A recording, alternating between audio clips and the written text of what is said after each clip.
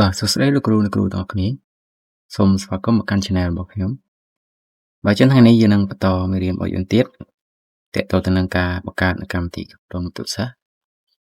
បាទហើយយើងចាប់ផ្ដើមចូលកម្មវិធីតែម្ដងទៅអញ្ចឹងនៅពេលដែលយើងចូលទៅកាន់បាទកម្មវិធីរបស់យើងហើយយើងចុចទៅកាន់បាទកម្មវិធីដែលយើងបានធ្វើកាលពីថ្ងៃមុនមកគឺយើងធ្វើដល់បាទខែនេះអញ្ចឹងកន្លែងនេះគឺយើងបានចងរូបមន្តរូបអីអស់ហើយប៉ុន្តែយើងត្រូវចងទិន្នន័យក្នុងការបាទនេះណាគឺសម្រាប់លាក់តារាងខាងក្រោមនេះបាទនេះដើម្បីលាក់តារាងនេះនិងបង្ហាញតារាងអញ្ចឹងនៅកន្លែងនេះយើងចាប់ដើមតែម្ដងទៅអញ្ចឹងដំបូងយើងចងហើយនឹង show លាក់នឹងតារាងសិនអញ្ចឹងយើងចូលទៅកាន់ menu បាទជិះចូលមកកាន់ developer នេះមកយើងចូលកាន់ new code បាទអញ្ចឹងយើងគ្រាន់តែបាយពាក្យថា sub ដក clear hi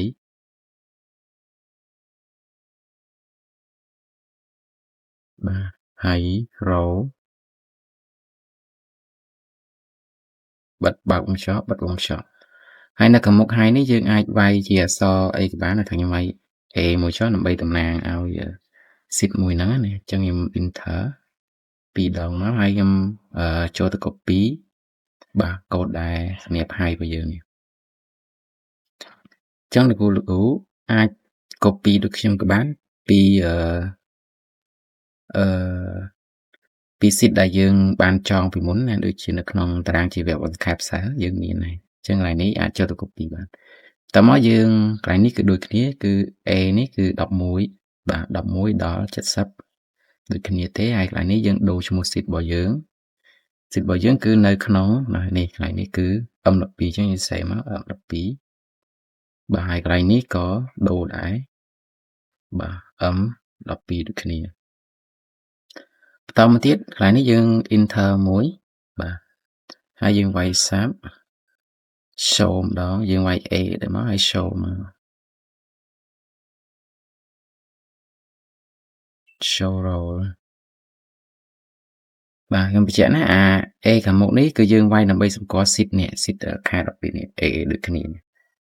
តមកទៀតយើង enter 2ដងមកយើងបាទចូលទៅ copy ដូចគ្នាគឺខ្ញុំចូលទៅ copy កន្លែង show នេះកន្លែង password នេះខ្ញុំអត់ទាន់ចូលទេដើម្បីកុំឲ្យវាពេលដែលយើង short ឬក៏លាក់ទៅវាជាប់បាទចេះ copy ហើយកន្លែងនេះដូចគ្នាយើងគ្រាន់តែដូរ sheet បាទកន្លែងនេះគឺ M12 កន្លែងទៀតគឺ M12 បាទបន្តទៀតអូខេមកហើយយើងចូលទៅកំណត់ភ្ជាប់ link ឲ្យវាអញ្ចឹងយើងគ្រាន់តែ mouse ស្ដាំទៅលើវាមួយណាបាទយើងពាក្យថា assign macro នេះបាទហើយយើងយកពាក្យថា this workbook អញ្ចឹងនេះបាទ A ហើយ A show យើងវិញណាអញ្ចឹងវាអត់ស្រួលអត់បារកទេយើងងាយស្រួលរក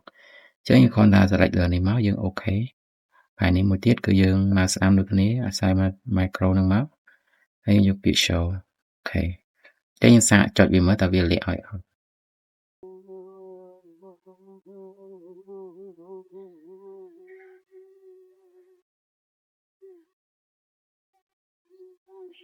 ចឹងនៅពេលដែលយើងចងនេះហើយយើងសាកចុច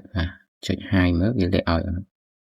បាទអញ្ចឹងវាតែឲ្យបាទចុះយើងចុច show វិញមើលវាបង្ហាញអត់បាទបង្ហាញឲ្យហើយបាទចឹងដើម្បីបន្តទៅទៀតយើងចាប់ដើមចងបាទ short បាទចឹងកន្លែង short នេះយើងចូលទៅកាន់short ឈ្មោះនិង short អញ្ចឹងកន្លែងនេះយើងចូលទៅកាន់ developer ហើយចូល menu code អញ្ចឹងកន្លែងនេះយើងដាក់ពីលើមកបាទយើងដាក់កន្លែងនេះ enter មកឲ្យយើងចុចមកយើងដាក់ទៅលើមកយើង say short short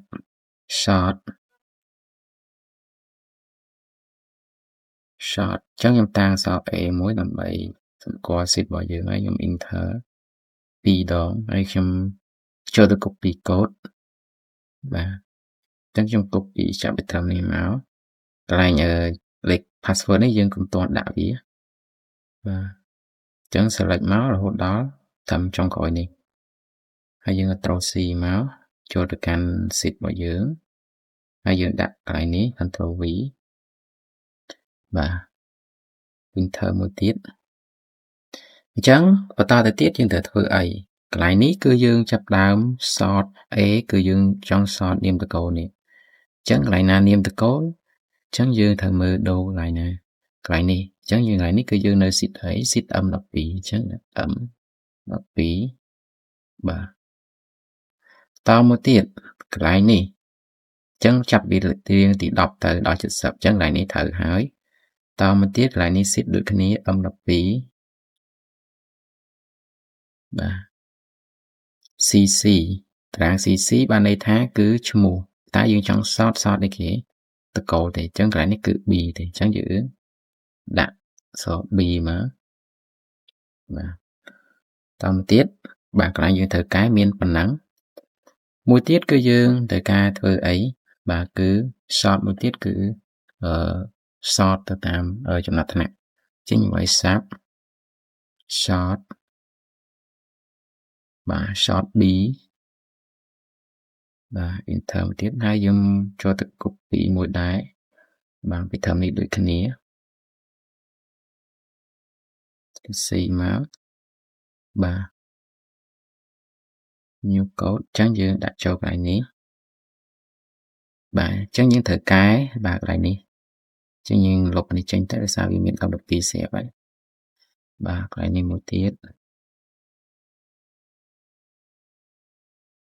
បាទ10ទៅក្រោម10 W នេះគឺជាតារាងចំណាត់ថ្នាក់របស់យើងអញ្ចឹងចំណាត់ថ្នាក់យើងនៅតារាងណានេះគឺ W ដូចគ្នាអញ្ចឹងយើងត្រូវហើយតមកទៀតយើងចុចបាទបិទវាមកហើយយើងសាកបាទ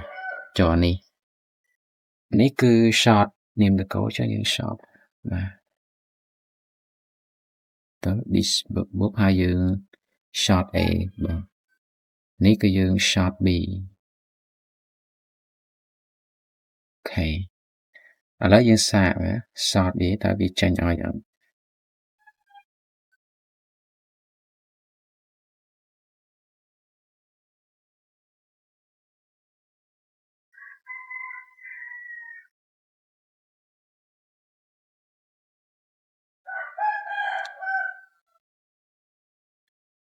បាទអញ្ចឹងនៅពេលដែលយើង short តាមវាមកគឺវាត្រូវបាទតែកន្លែងនេះយើងមើលមានឈ្មោះទី1នេះវិញឥឡូវខ្ញុំសាកshow តារាងតិច show កន្លែងនេះហេតុអីក៏លេខរៀងទី1អូបាទគឺយើងប្រវត្តិដល់បាទកន្លែងនេះអញ្ចឹងយើងអូនបន្តមកឲ្យអស់មកឲ្យលោកវាជាប់អញ្ចឹងបាទឥឡូវយើងលាក់តារាងសិនដើម្បីសតទៅកុំឲ្យវារត់បាទលាក់អស់ទាំងនេះហើយឥឡូវយើងសាកសតតាមចំណាត់ថ្នាក់បាទចឹងខ្ញុំសាកដាក់ពិន្ទុផ្សេងសិនបាទឥឡូវខ្ញុំសាកចឹងអានេះសាកថាដាក់ពិន្ទុ4វិញឲ្យនេះធ្លាក់មកឥឡូវខ្ញុំសាកសតបងទៀតបាទចឹងវារត់លេខ1មកលើត្រូវទេនេះឥឡូវយើងសាកសតតាមនាមតកូលវិញបាទអញ្ចឹងវាបានដូចគ្នាបាទអញ្ចឹងនៅពេលដែលយើងចុច short បែបនេះវាលោតចេញកូដបាទជាធម្មតាបើសិនជាយើងចង់ត្រូវអស់គឺវាអត់លោតចេញអញ្ចឹងណាបាទអញ្ចឹងយើងចូលទៅពិនិត្យមើលដងទៀតឥឡូវយើងកែកន្លែងណាទៅអស់អញ្ចឹងយើងកាន់ចូលទៅកាន់ menu code មកអញ្ចឹងយើងមើលតើកន្លែងណាដែលយើងកែឡូយកាតអស់កន្លែងនេះត្រូវអស់ហើយបាទនេះកន្លែងនេះយើងកាតអស់ទេនេះណាគឺយើងនៅ sheet ផ្សេងទេអញ្ចឹងកន្លែងនេះគឺយើងកែកន្លែងនេះមួយមកបាទ M12 ហើយមួយទៀតកន្លែងនេះដូចគ្នាដែរបាទអញ្ចឹងយើងសាកទៅមកម្ដងទៀតតើវាលោតទាំងចេញកូដចឹងទៀតអត់ឥឡូវចាសាកចុច sort មកបាទអញ្ចឹងវាអត់ចេញទេកន្លែងនេះបាទអញ្ចឹងក៏វាអត់ចេញដែរណាបាទអញ្ចឹងវីដេអូនេះសូមបញ្ចប់ត្រឹមនេះហើយនៅមេរៀនក្រោយយើងនឹងបាទតាមដានបន្តទៀតតាក់ទងទៅនឹងការបាទបង្កើតទៅលើ sheet print ពិន្ទុនេះបាទអញ្ចឹងសូមអរគុណសម្រាប់ការតាមដានទស្សនាវីដេអូយើងនឹងជួបគ្នានៅវីដេអូក្រោយទៀតបាទសូមអរគុណ